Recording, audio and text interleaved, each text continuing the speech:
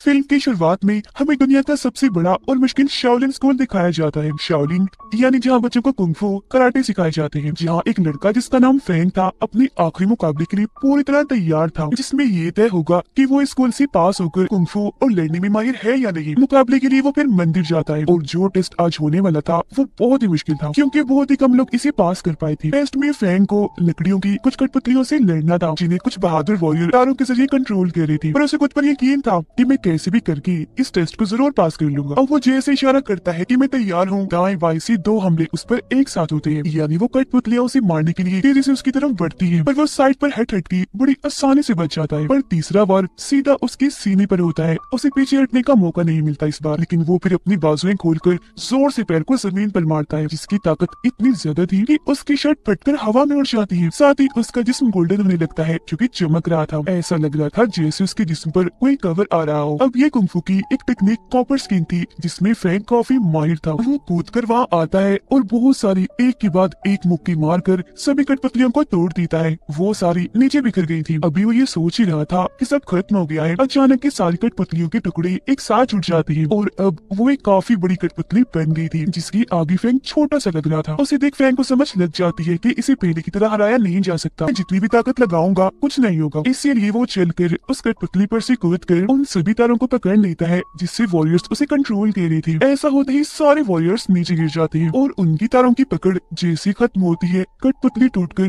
कई टुकड़ों में बिखर जाती है। और यहाँ फैंग इस टेस्ट को जीतकर जबरदस्त कुंफू का माहिर बनकर निकलता है। इसके बाद हम एक ऑफिसर को देखते हैं जो बहुत बड़ा बेईमान था, क्योंकि उसने गवर्नमेंट के खजाने से बहुत सारे पैसे अपने मकसद के लिए चोरी किए थे। इतने सारे पैसे आज तक की सबसे बड़ी चोरी थी, पर वो ये नहीं चाहता था कि किसी को भी इस बारे में पता चले, तो इसीलिए उसने अपने एक साथी को मरवा दिया, क्योंकि वो भी इस चोरी में साथ था। और अब ऑफिसर को उस कागज की तलाश थी जिसमें इस चोरी की सारी जानकारी थी, जिसे ऑफिसर के साथी ने बनाया था और अब कहीं उसे छुपा कर रखा हुआ था। उधर फैंग गांव आकर अपने बचपन के दोस्त से मिलता है। उनकी एक और दोस्त भी थी जिसका नाम रोंग था। अब ये दोनों जब रोंग से मिलने जा रही थी तो रास्ते में एक फाइटर को देखते हैं, जो काफी लंबा चौड़ा बहादुर आदमी, लड़ने में काफी माहिर था। वो एक आदमी को मार रहा होता है। उस आदमी को बचाने के लिए फैंग उस पर हमला कर देता है, पर वो इतना ताकतवर था कि एक ही मुक्की से फैंग को दूर करता है और वो गोल गोल घूमकर जोर से नीचे गिरता है, जिससे वो समझ गया था कि ये फाइटर कोई आम तो नहीं है, बल्कि इसे हराना काफी मुश्किल है। ये फाइटर दरअसल ऑफिसर के लिए ही काम करता था। अब फाइटर जिस काम के लिए यहाँ आया था, क्योंकि वो नहीं हुआ, इसीलिए अपने घोड़े पर बैठकर वो यहाँ से चला जाता है। फैंग भी घोड़े पर बैठकर उसका पीछे करता है और अब ये लोग बाजार के बिल्कुल बीचों बीच आकर खड़े हो गए थे। अब इससे पहले कि वो लड़ाई करती, बड़े अलग अंदाज में फैंग की मॉम यहाँ आ जाती है। वो कान से फैंग को पकड़कर घर ले जाती है ताकि वो लड़ाई झगड़ों में ना पड़े। वो पहले तो उसकी पिटाई करती है और यही कैद करके बाहर जाने से मना करती है, पर फैंग कहाँ घर में आराम से बैठने वाला था। जैसे उसे मौका मिलता है चुपके से वो यहाँ से भागने लगता है। वो कपड़े पहन ही रहा था कि तभी उसे अपनी पड़ोसी दिखती है, जो उसे देखती है चीख मार देती है। अब इससे पहले कि फैंग उससे पूछता कि तुम यहाँ क्या कर रही हो, वो लड़की बहुत सारे सिपाहियों को यहाँ आता हुआ देखती है, फौरन छुप जाती है। सिपाही फैंग के पास आकर उससे पूछते हैं, हाँ लड़की बताओ, किसी लड़की को देखा है इधर? पर फैंग लड़की की जान बचाने के लिए झूठ बोल देता है कि नहीं नहीं भाई, मैंने तो किसी को नहीं देखा, और उन्हें गलत रास्ता बता देता है। लड़की बाहर आकर फैंग को कहती है, शुक्रिया शुक्रिया, तुमने मेरी जान बचाई। तभी इधर रोंग और फैंग के दोस्त भी आ गई थी। रोंग जब दोनों को साथ देखती है तो दुखी होते हुए फैंग के दोस्त को कहती है, देखो जरा ये लड़की मेरे बचपन के दोस्त के साथ खड़ी है, जिसका मतलब है कि इन दोनों के बीच जरूर कुछ न कुछ तो है। अब बेचारी झेलती हुई नाराज होकर वहाँ से चली जाती है, पर फैंग भी उसे समझाने के लिए पीछे पीछे चला जाता है। फैंग का दोस्त जब जा रहा था तो एक सिपाही उसे रोक लेता है और एक आदमी की तस्वीर दिखाकर उसके बारे में पूछता है कि क्या तुम इस आदमी के बारे में जानते हो, कहाँ मिलेगा ये? और वो तस्वीर रोंग के डेट की थी, इसीलिए वो छुपाता है और इनकार करता है कि मैं नहीं जानता। घर आकर उसका दोस्त ये सारी बात रोंग को बताता है कि कुछ सिपाही तुम्हारी डेट को ढूंढ रहे हैं, जिस पर वो कहती है, भाई क्यों, ऐसे कैसे पकड़ लेंगे मेरी डेट को?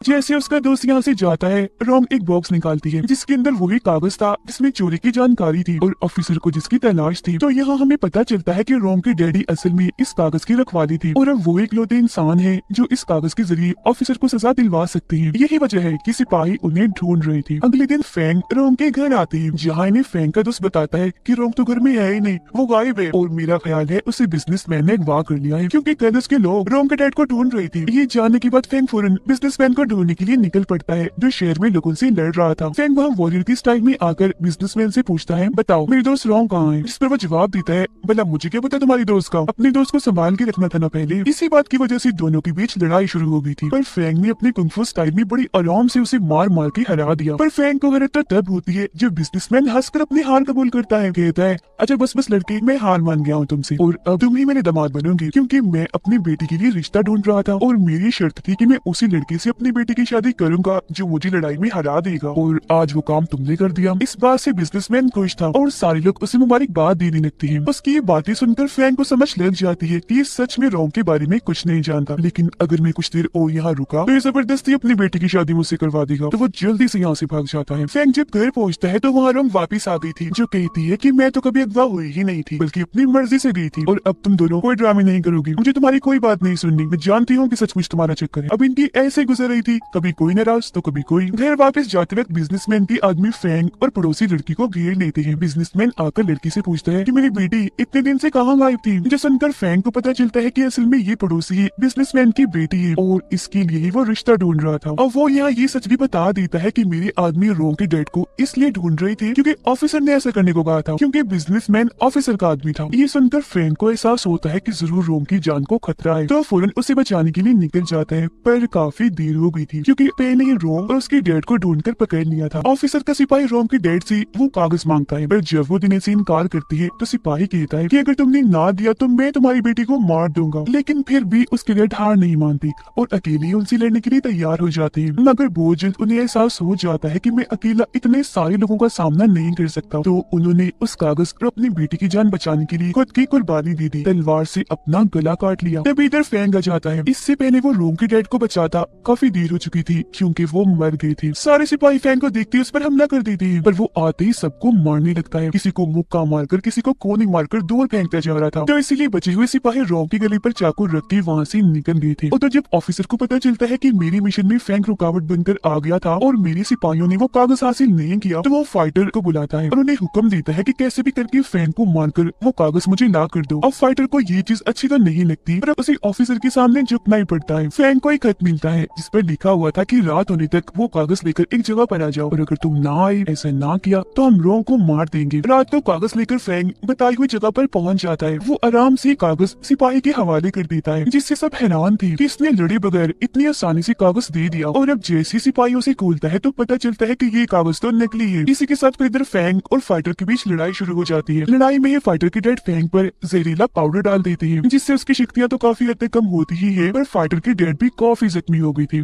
फाइटर का ध्यान अपने जख्मी बाप पर था, तो उन्हें वो यहाँ से ले जाता है। और अब जैसे ही सिपाही खुद फैंग को मारने के लिए आगे बढ़ता है तो तभी इधर उसकी मोम और बिजनेसमैन आकर उसे बचा लेते हैं। घर लाकर फैंग को जड़ी बूटियों वाले पानी से नहलाया जाता है ताकि जहर का असर खत्म हो जाए। सिपाही फाइटर और उसके डैड को कहता है कि मैं तुम्हें जान बचाने के लिए आखिरी मौका देता हूँ, जाओ और जाके फैंग को मार दो, वो कागज लेकर आओ वरना हम तुम्हें मार देंगे। अब कोई रास्ता ना होने पर फाइटर अपने डैड को वही छोड़कर फैंग को मारने के लिए निकल जाता है। फैंग बिल्कुल ठीक हो गया था और अब वो उस पुतले को देखने लगता है जो रोंग ने उसे दिया था। वो जैसे बटन को दबाता है पुतला खुल जाता है और उसमें से वो कागज निकलता है, जिससे ये लोग समझ जाते हैं कि ये कागज देकर हम रोंग को बचा देंगे। पर मुसीबत, ऐसी ऑफिसर को सजा नहीं मिल पाएगी। फैंग को फिर फाइटर का खत मिलता है, इसीलिए वो फौरन यहाँ से निकल जाता है। जब एक दूसरे के आमने सामने आते हैं तो इनकी लड़ाई होने लगती है। फाइटर को सिपाही से धमकी मिली थी, इसीलिए वो खूब ताकत लगाकर फैंग से लड़ता है, पर उसे हरा नहीं पाता। लेकिन फैंग भी उसे यहाँ मारता नहीं, जिंदा छोड़ देता है। घर आकर फाइटर देखता है कि मेरे डैड मर गए हैं, तो वो काफी दुखी होकर रोने लगता है। उधर फैंग का दोस्त ऑफिसर के घर के बाहर पहुँचता है और कहता है कि मेरे दोस्त रोंग को छोड़ दो, बदले में मैं तुम्हें वो कागज दे देता हूँ। उसकी इस बात पर जख्मी रोंग को लाया जाता है। उसके चेहरे और कपड़ों पर खून लगा हुआ था, जिससे साबित होता है कि उस पर काफी जुल्म किया गया है। उसका दोस्त अब जैसे कागज देता है कि बीच में फैंग आकर टांग मार देता है और ये सब होने से रोक लेता है। तभी इधर फैंग की मोम और बिजनेसमैन भी आ गई थी और ये सारे लोग एक होकर ऑफिसर के साथियों से लड़ने के लिए तैयार थे। और अब आखिरकार ऑफिसर के यहाँ आते ही उसकी फैंग से लड़ाई होने लगती है। ऑफिसर कुंफू के